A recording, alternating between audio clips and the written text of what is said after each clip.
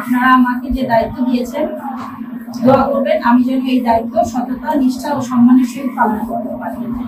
আমি কথা দিচ্ছি, আপনাদের এই দায়িত্ব নিয়ে আমি প্রতিষ্ঠানের শিক্ষা ব্যবস্থা সহ কাঠামোগত এবং শিক্ষার মান উন্নয়নে সর্বোচ্চ চেষ্টা করে যাব।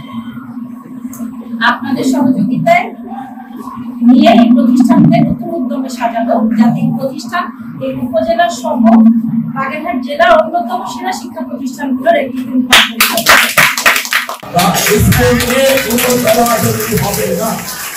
এইখানে যে যতটুকু সম্মান পাবে তাকে ততটুকু সম্মান দিয়ে এই কোমলমতি বাচ্চাদের শিক্ষার মান অগ্রসর করার লক্ষ্যে আমরা প্রয়াস চালাবো ইনশাআল্লাহ। জাতীয়তাবাদী দল এই স্কুলের পক্ষে থাকবে। আমি আপনাদের মনে করাই দিতে চাই, 2004 সাল 2005 সাল যখন বিএনপি সরকার ক্ষমতায় ছিল, তৎকালীন সময় এস.আর. সাহেব শিক্ষামন্ত্রী ছিলেন।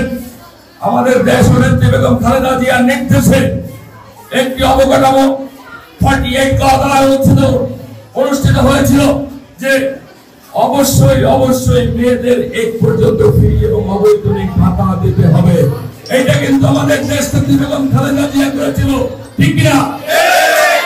আমাদের শহীদ প্রেসিডেন্ট জিয়াউর রহমান বলে গিয়েছে, শিক্ষার কোনো বিকল্প নাই।